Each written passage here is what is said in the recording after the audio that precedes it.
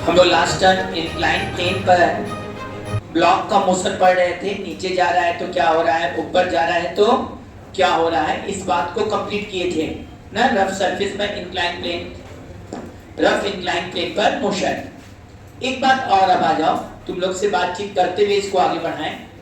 ये incline plane है, angle theta है, और एक आदमी इंक्लाइन प्लेन पर चढ़ने का प्रयास कर रहा है। एक आदमी इंक्लाइन प्लेन पर चढ़ने का प्रयास कर रहा है। तो बताओ कब ये चढ़ सकता है? फ्रिक्शन कोएफिशिएंट म्यूएस है। क्या कंडीशन हो कि ये आदमी इस पर चढ़ सकता है? ऑप्शन है, इस आदमी को इस पर चढ़ना है। किस पर बेटा? इंक्लाइन प्लेन पर, जिसमें म्यूएस है, म्यू के भी दे दो, है ना। म्यूएस है स्टैटिक फ्रिक्शन कोएफिशिएंट, म्यू के है काइनेटिक फ्रिक्शन कोएफिशिएंट, और मैन जो है वो इस पर चढ़ना चाहता है, सिर्फ इंक्लाइन प्लेन पे, इंक्लिनेशन थीटा है। क्या कंडीशन होगा कि ये चढ़ जाएगा? ऑप्शन है tan theta is greater than mu के, tan theta is greater than mu s, या tan theta less than mu s, या tan theta less than mu के।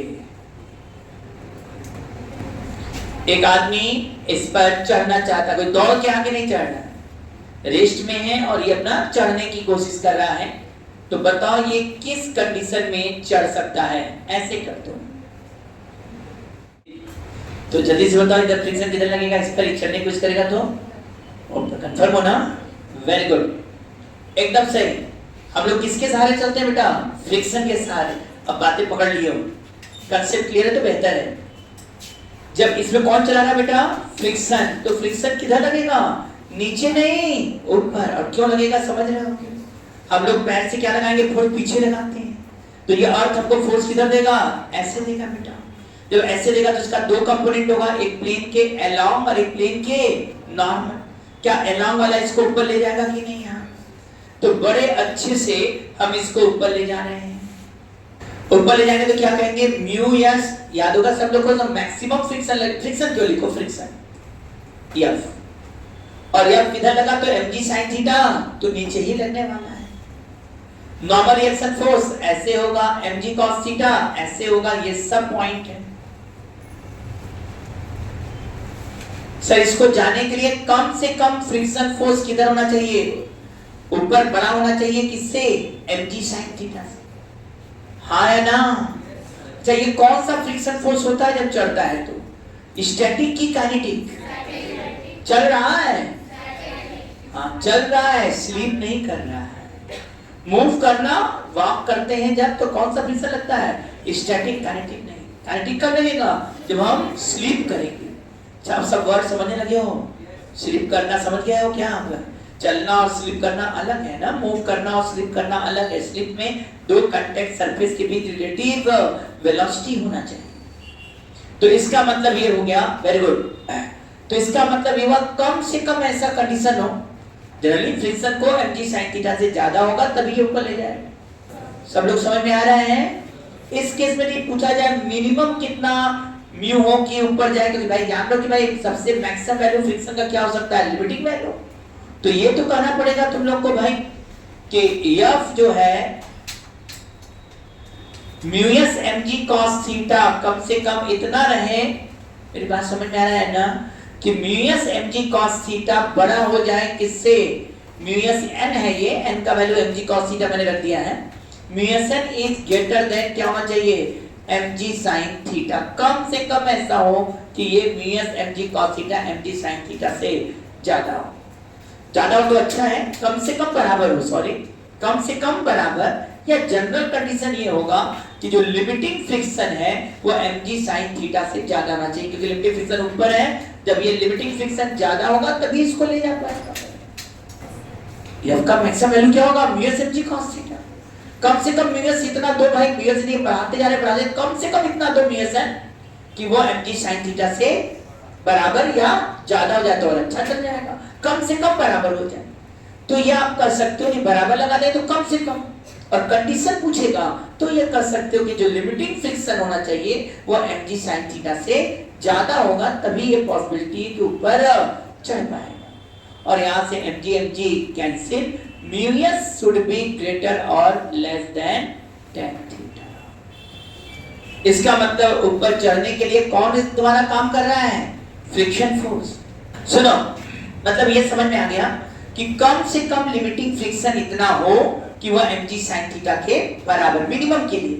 और यदि कंडीशन पूछा जाए तो भाई ये limiting friction mg sin theta से ज्यादा होगा तब ये ऊपर जा सकेगा, और mu s is greater than tan theta, ये ऊपर जाने के लिए कंडीशन हुआ। कौन सा ऑप्शन सही हुआ इसमें?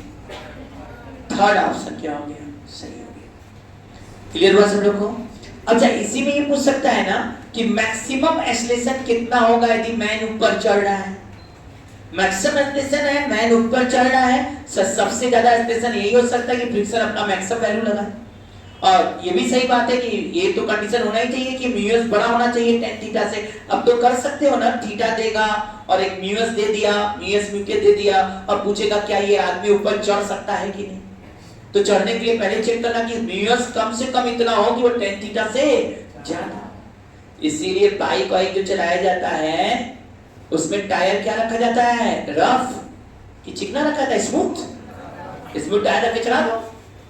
क्या रखते हैं? जितना रफ नहीं होता, जितना ज्यादा ग्रिप होगा उतना अच्छे से चढ़ेगा। तो ग्रिप बढ़िया करने का मतलब क्या हो गया? समझ गए? म्यूएस को बढ़ाना है और म्यूएस को tan थीटा से ज्यादा रखना है। जब म्यूएस tan थीटा ज्यादा रहेगा तो आसानी से ऊपर चढ़ सकता है। यदि कम हो गया तो तुम चाहे जितना कोशिश कर लो, ऊपर चढ़ने की जगह नीचे चढ़ाओ कार कभी। इस प्रकार ने बाइक के ले लो तुम और इंक्लाइन बढ़ा दो, क्या हाल होगा? वेलोसिटी से नहीं चढ़ना है, डायरेक्ट स्टार्ट करके चलना है। एक तो तरीका है कि हम वेलोसिटी से बहुत दूर से आए और सड़क चल जाए, नहीं वेलोसिटी से नहीं, वही बॉटम से स्टार्ट करना है। तो बॉटम से स्टार्ट करने का मतलब वेलोसिटी के कारण नहीं जा रहे हैं, सुन रहे हो ना? अब किसके कारण जा रहे हैं? फोर्स के कारण जाना चाह रहे हैं। तो फोर्स कौन देगा? फ्रिक्शन देगा। बताए थे ना बाइक में भी जब एक्सीलरेटेड चलना होता तो फ्रिक्शन फोर्स किधर लगता है? आगे की तरफ। ब्रेक लगाएंगे तो फ्रिक्शन किधर लगेगा? पीछे। कार या बाइक ये सब बोले तो एक्सीलरेटर लेते हैं तो फ्रिक्शन आगे, और ब्रेक लगाएंगे तो फ्रिक्शन पीछे लगेगा। ये अब समझ में आ रहा है ना? अब ये नहीं ना बोलोगे फ्रिक्शन हमेशा पीछे लगता है। अभी दिमाग में ब्रेक हो गया कि नहीं? ये पॉइंट क्लियर है? अब फ्रिक्शन समझ रहे हो क्या होता है? अब ध्यान दो, ये ऊपर की तरफ जाने लगा तो हम लोग कंडीशन क्या देखें? Mu s mg cos theta minus mg sin theta कर देंगे तो शायद ये मैक्सिमम पॉसिबल एक्सेलरेशन आ जाएगा। तो यम कट गया। कर सकते हो भाई, ऊपर चढ़ते समय जो मैक्सिमम पॉसिबल एक्सेलरेशन हो सकता है वो mu s cos theta minus sin theta. अच्छा, ये बात बाइक के लिए भी है। बाइक चलाना चाहते हो तो कम से कम टायर और रोड, इंक्लाइन प्लेन का जो रोड है, इनके बीच का फ्रिक्शन कोएफिशिएंट का वैल्यू tan थीटा के बराबर या फ्रिक्शन कोएफिशिएंट tan थीटा से ज्यादा होना चाहिए। Mu s should be greater than tan theta, तब वो बाइक चल सकता है। बाइक का मैक्स, सुन रहे हो ना? बाइक में भी फ्रिक्शन किधर लगेगा? आगे की तरफ, ऊपर की तरफ। अब उधर लगेगा mg sin थीटा नीचे है तो mu s should be greater than tan theta होगा, तब बाइक ऊपर चढ़ जाएगा। और मैक्सिमम कितने एक्सेलरेटर से ले सकते हैं? एक्सेलरेशन ले सकते हैं, उसका मैक्सिमम ले सकते हैं ये वाला value g mu s cos theta minus sin। चाहे बाइक की बात करें, आदमी चढ़ने का बात करें, कार चढ़ने का बात करें, ये कांसेप्ट लगने जा रहा है। ये हो गया अपना ऊपर चढ़ने का क्लियर हो गया है। ऊपर चढ़ने का कंडीशन क्लियर हुआ। मैक्सिमम एक्सेलरेशन पूछेगा, कैसे कभी दे देगा ना, इतनी दूरी दे देगा और कहेगा बताओ कितने मिनिमम टाइम में ये कवर करेगा। तो जैसे मिनिमम टाइम पूछ रहा है मतलब एक्सेलरेशन मैक्सिमम ले लेंगे और s बराबर हाफ a t स्क्वायर लगा देंगे, t निकल कर आ जाएगा, मिनिमम टाइम आ जाएगा। बस एक्सेलरेशन निकालने का तरीका सीख लो। अब बात है हम ऊपर से नीचे आ रहे हैं तो क्या होगा? हम आ रहे हैं मतलब आदमी आए, जानवर आए, क्योंकि हम लोग के अंदर क्या प्रॉपर्टी, या बाइक आए या कार आए, इन सभी चीजों में ये प्रॉपर्टी है कि वो फ्रिक्शन जनरेट कर सकते हैं, मतलब फोर्स लगा के अपना मन चाहा डायरेक्शन फ्रिक्शन को दे सकते हैं। बस सही है ना? तुमको इधर चलना है तो इधर दबाल के बैठे, इधर चलना है तो इधर दबाल लोगे, तो तुम अपना मन चाहा डायरेक्शन दे सकते हो इन सभी चीजों में। तो इसलिए जब हम बात करते हैं इसमें नीचे आने का तो बताओ नीचे कैसे आएगा? कोई आदमी यहां खड़ा है, आदमी खड़ा है, बाइक खड़ा है, बाइक भी नीचे आना चाह रहा है। बाइक के क्वेश्चन बहुत ज्यादा है आपके बुक में, बाइक ले लो। तो यहां दो कंडीशन है। पहला कंडीशन ये है, ध्यान देना, मैक्सिमम एक्सेलरेशन की बात करें तो मैक्सिमम में तो ये mg sin थीटा तो नीचे रहेगा ही रहेगा, इसको तो बदल नहीं सकते, नॉर्मल भी नहीं बदल सकते हैं, और mg cos थीटा तो है ही है। हाँ, ये आदमी फ्रिक्शन का डायरेक्शन अपने हिसाब से आगे और पीछे कर सकता है।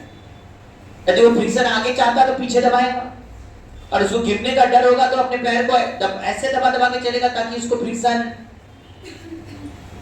किधर तरफ मिले, पीछे की तरफ मिले।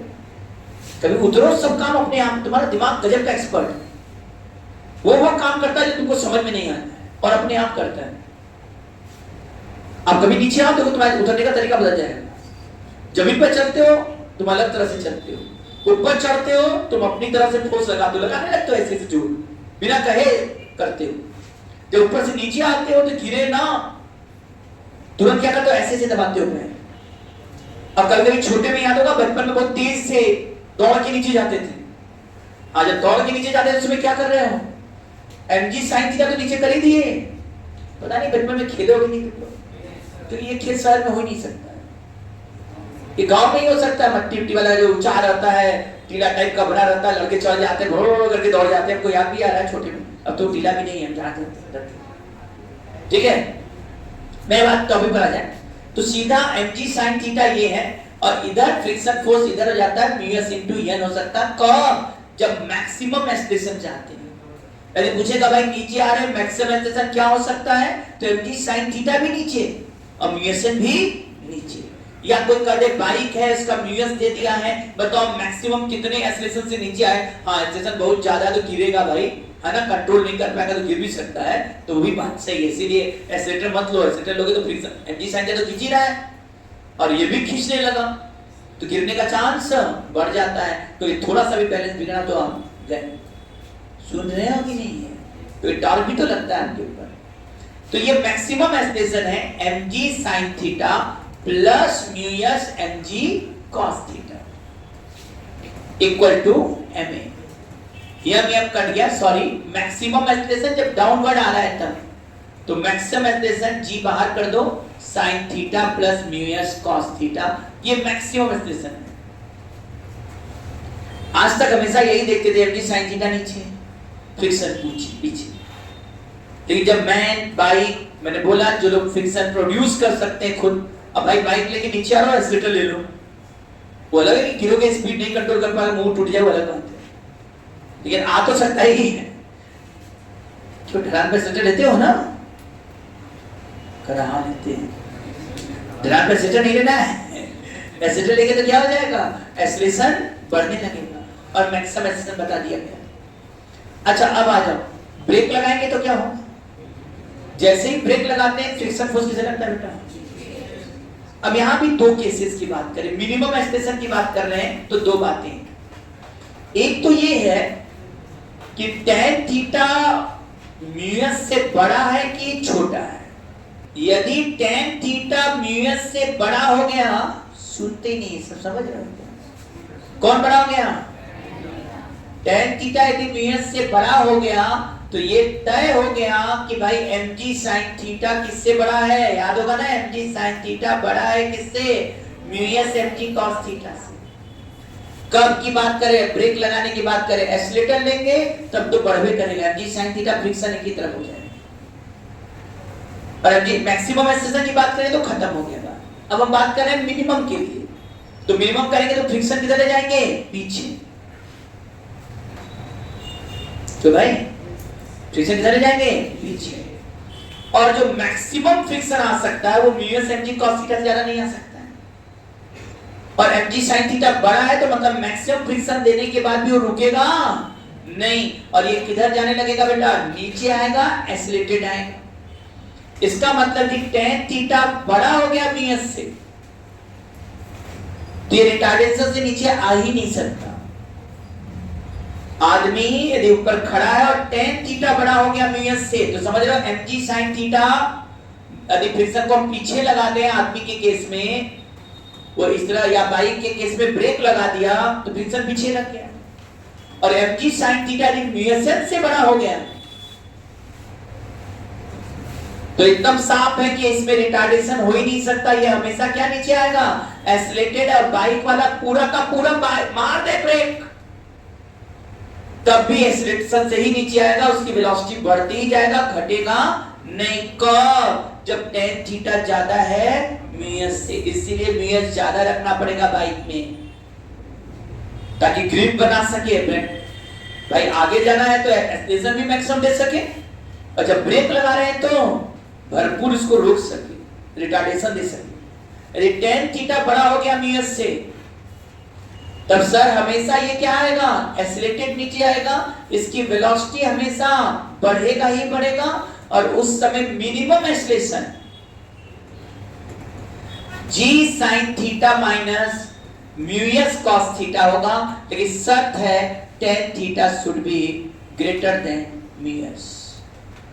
tan थीटा यदि म्यूएस से ज्यादा है तो मिनिमम एक्सीलरेशन नीचे आते समय ये होगा, और मैक्सिमम एक्सीलरेशन ये होगा। लेकिन कब? जब tan थीटा ज्यादा रहेगा।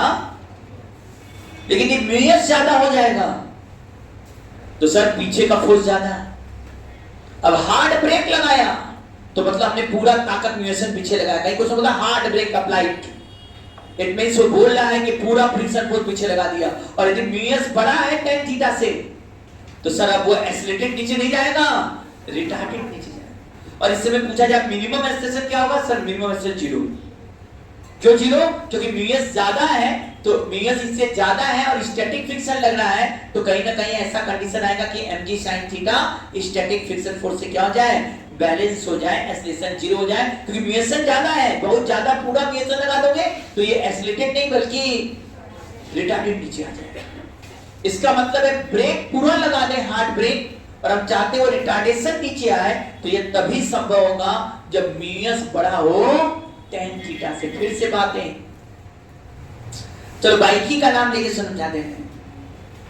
बाइक इंसेक्ट ट्रैवल कर रहा है, समझना, इंसेक्ट ट्रैवल कर रहा है, सबके लिए की केस है।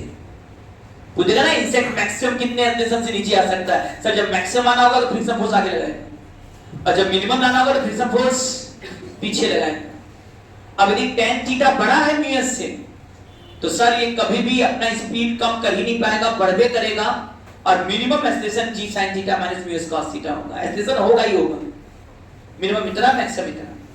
tan theta greater than mu s.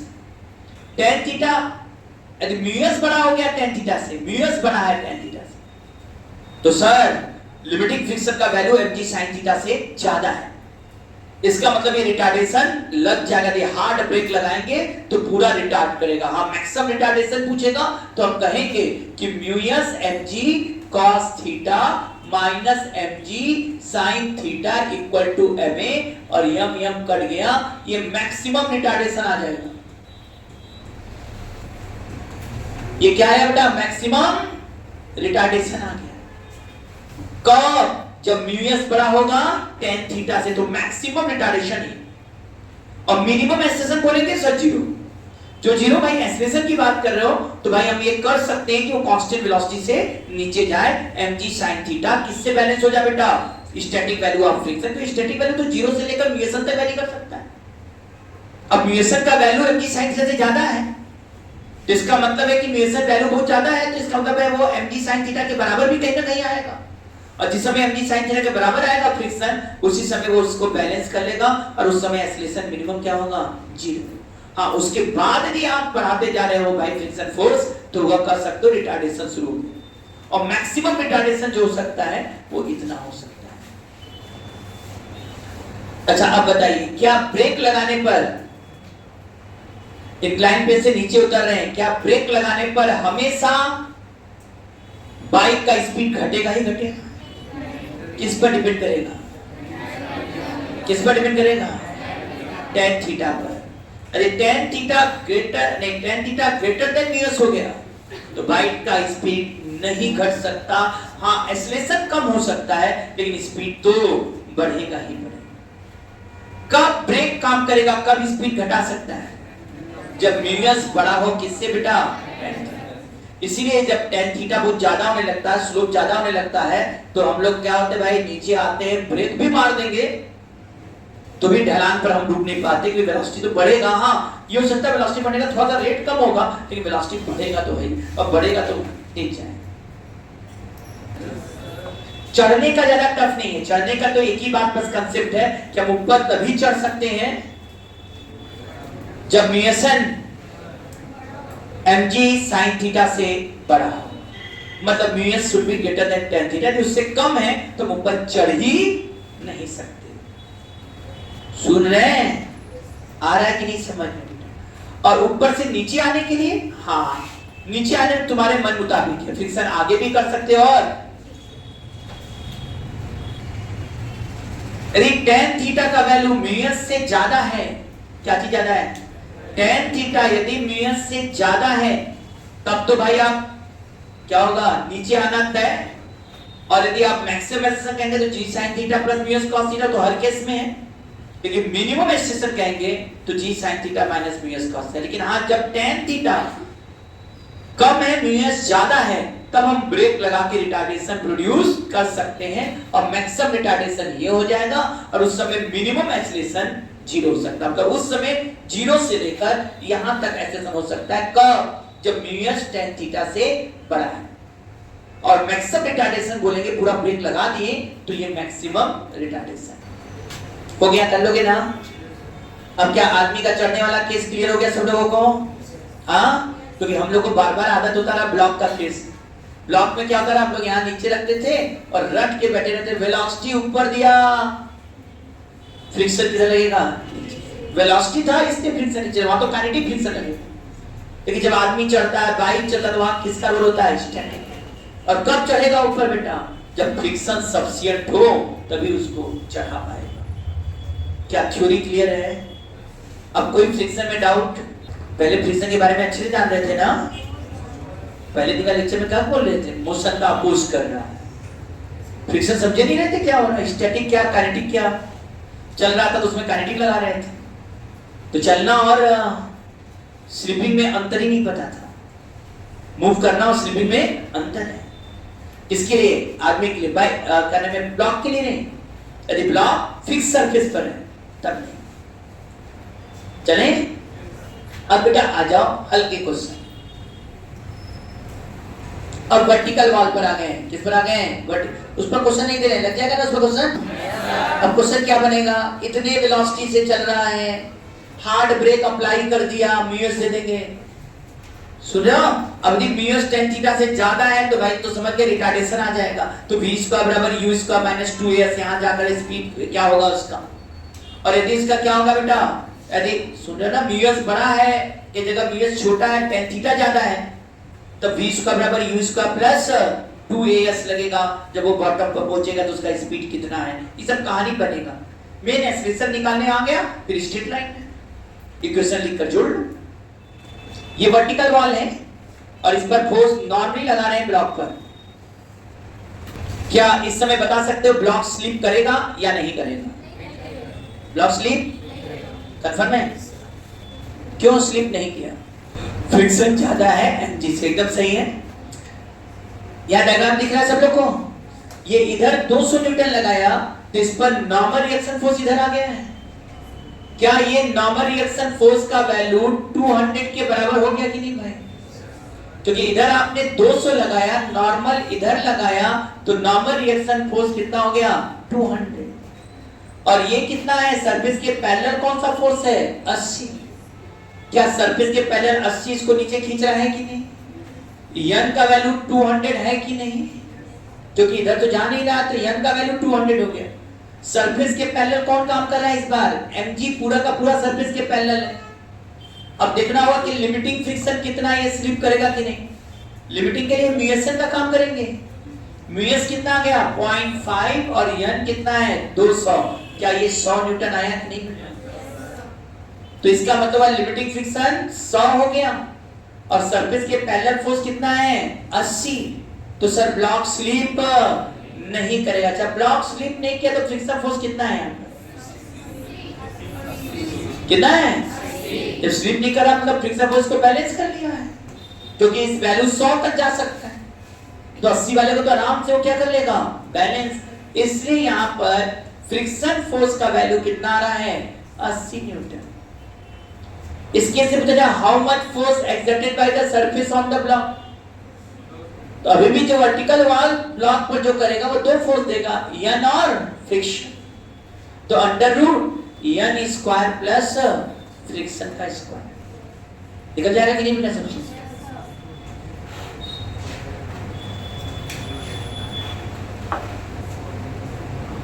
हो गया, ये कंटेक्ट फोर्स निकल जाएगा कि नहीं सबसे। अंडर रूट कंटेक्ट फोर्स मैंने समझ रहे हो ना, एक सरफेस द्वारा दूसरे को दिया गया टोटल फोर्स, और दो डायरेक्शन में देता है भाई, मान के चलते हैं लोग, नॉर्मल और एक फ्रिक्शन देता तो एक ही डायरेक्शन में, उसका एक कंपोनेंट नॉर्मल होता है और एक कंपोनेंट फ्रिक्शन।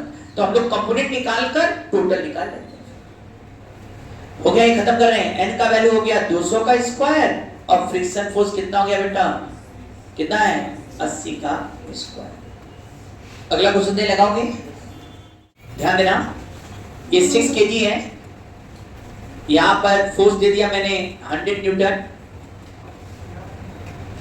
और म्यूएस दे दिया मैंने 0.5, और म्यू के दे दिया 0.4।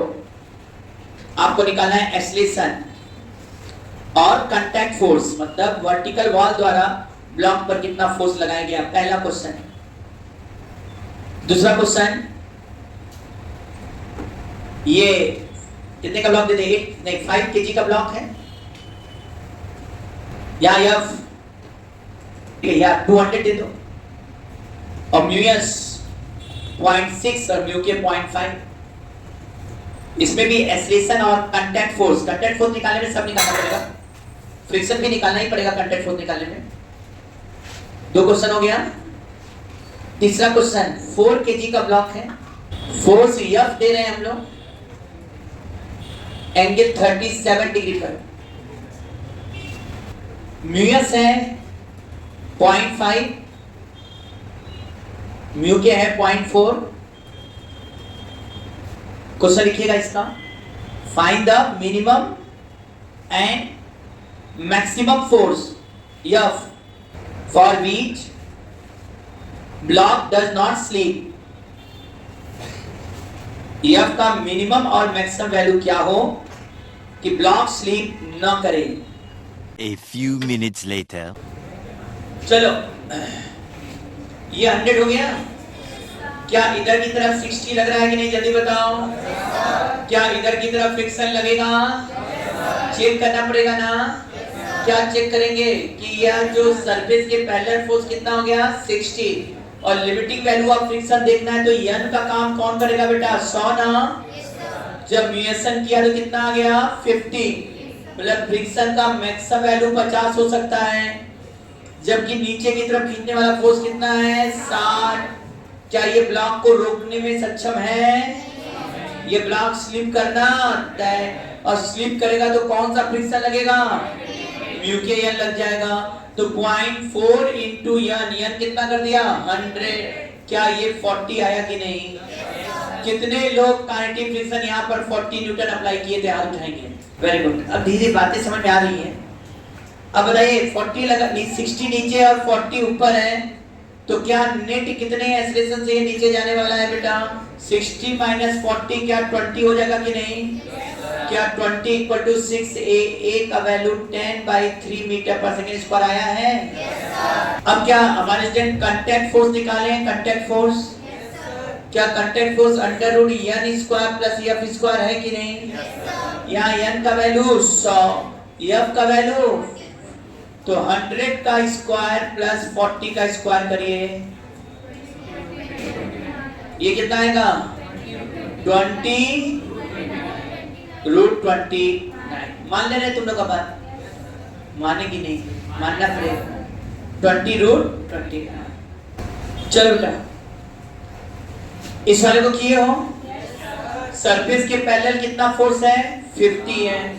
क्या ये स्लिप करेगा कि नहीं करेगा, जल्दी से, हाँ करेगा ना, स्लिप नहीं करे, क्यों नहीं करेगा बेटा, 50 खींच रहा है, एन का काम कौन करेगा, 200। नॉर्मल कंटेक्ट फोर्स तो नॉर्मल से देखेंगे, तो धरती न बाल को तोड़ रहा है ना इधर धक्का खा रहा है, तो बैलेंस ना होगा। तो यन का वैल्यू कितना आ गया 200, ठीक है।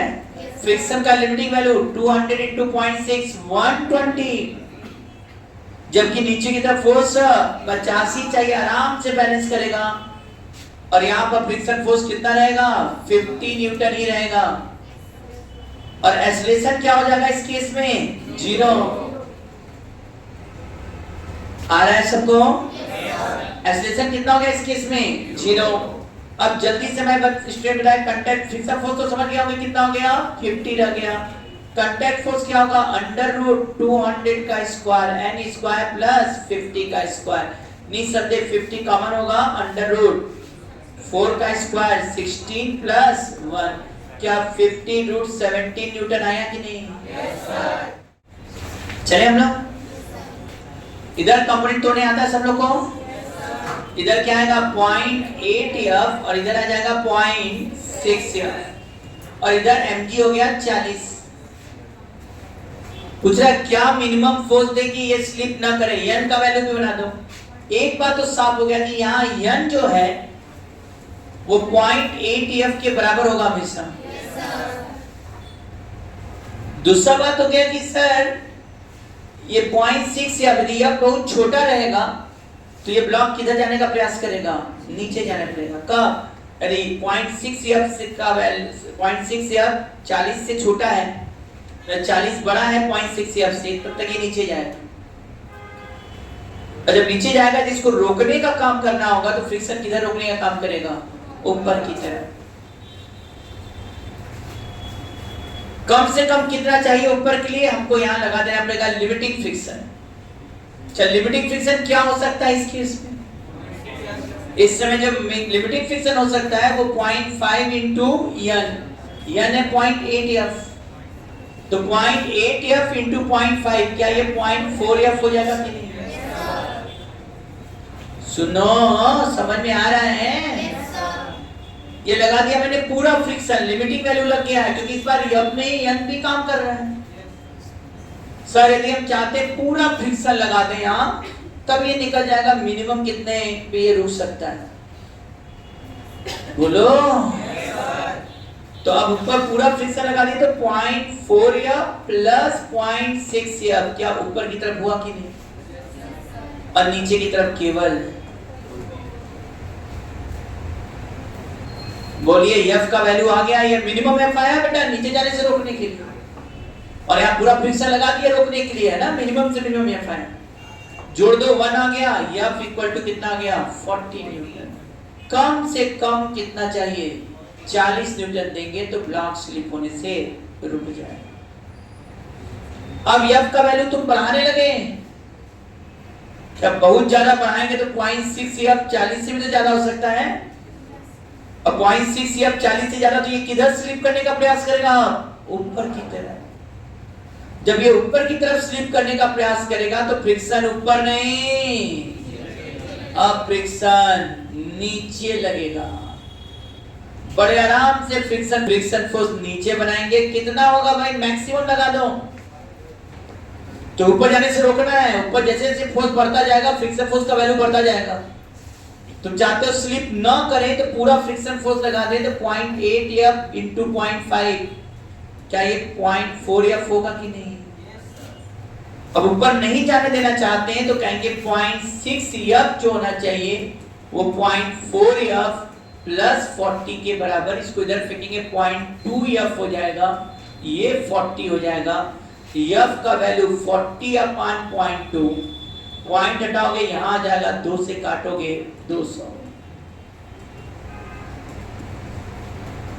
मतलब 40 न्यूटन से लेकर 200 न्यूटन तक का फोर्स यदि आप इस एंगल पर लगा रहे हो तो ब्लॉक स्लिप नहीं करेगा, ना नीचे जाएगा ना ऊपर। लेकिन 40 से लेकर कितने तक लगाना पड़ेगा फोर्स? 200 न्यूटन तक का फोर्स लगाना पड़ेगा। आया समझ में? आओ फिर से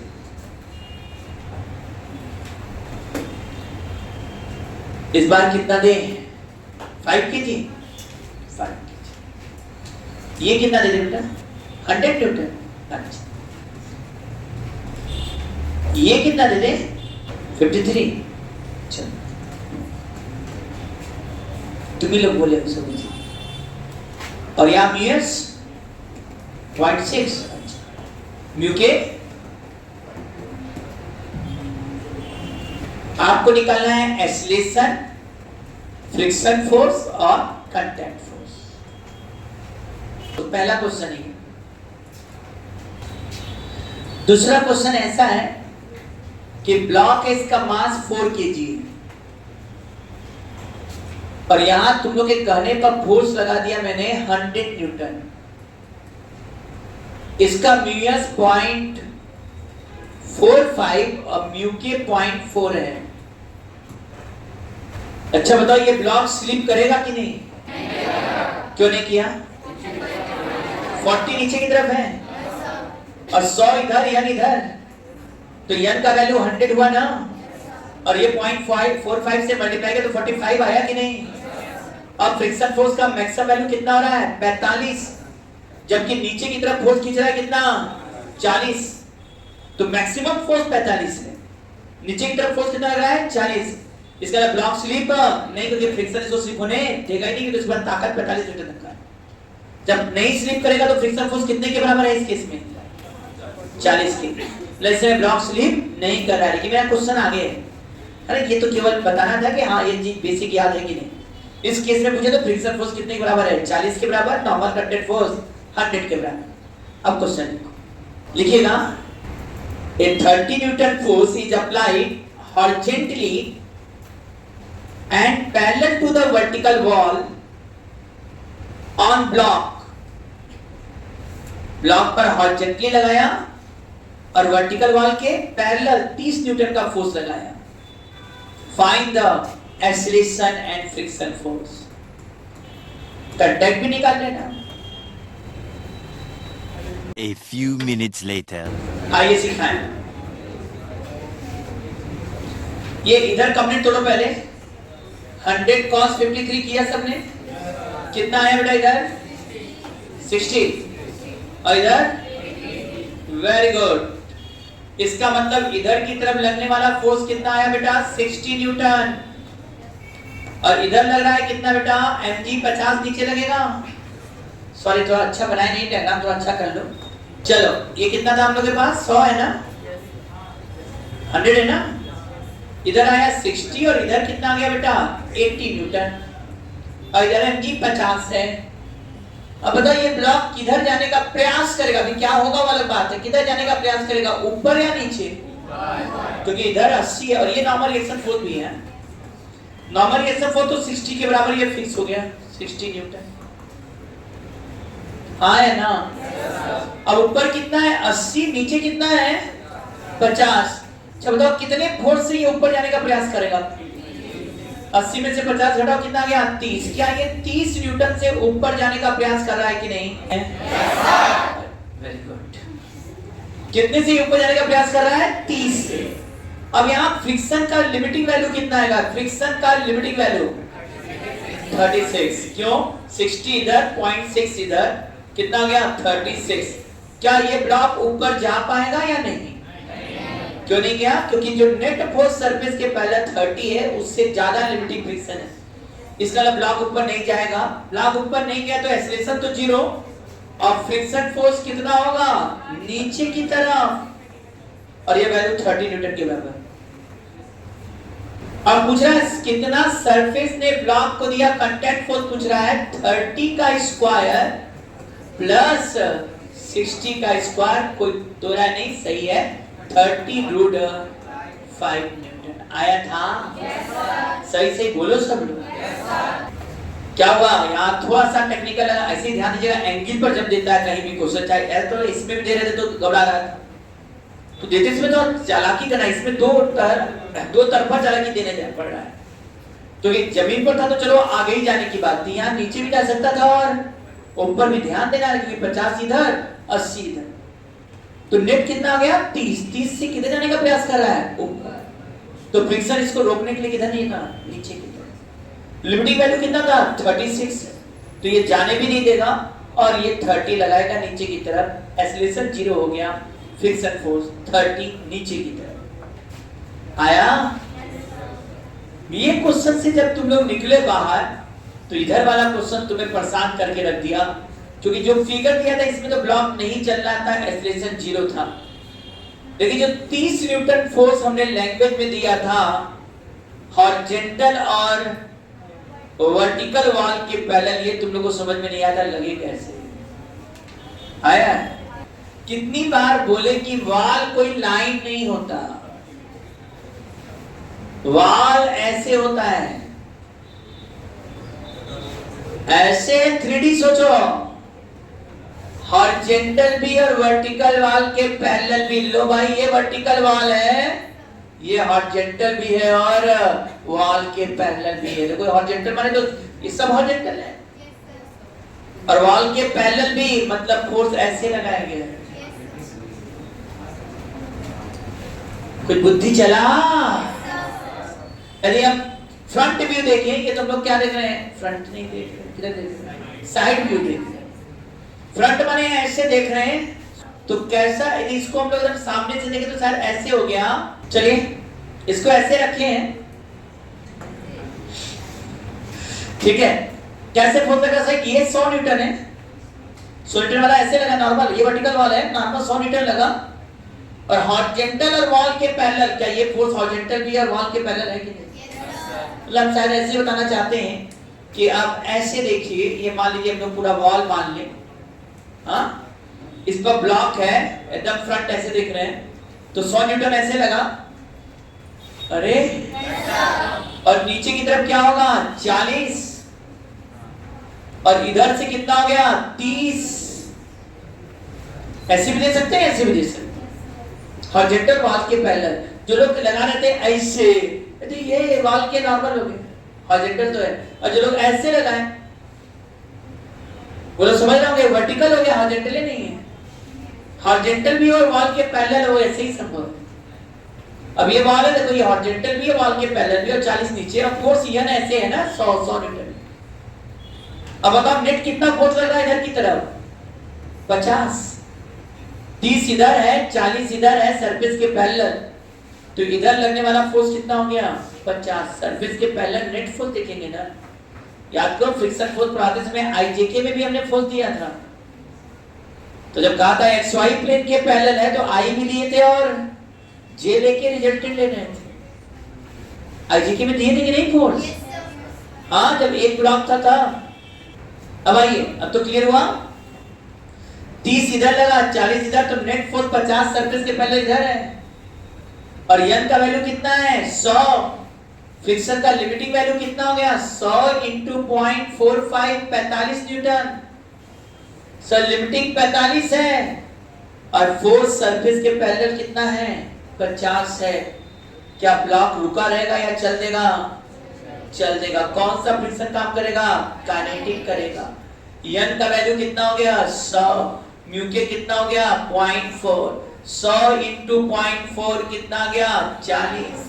क्या ये 40 इधर लगा कि नहीं? 100 इधर कितना था? 50 इधर कितना था?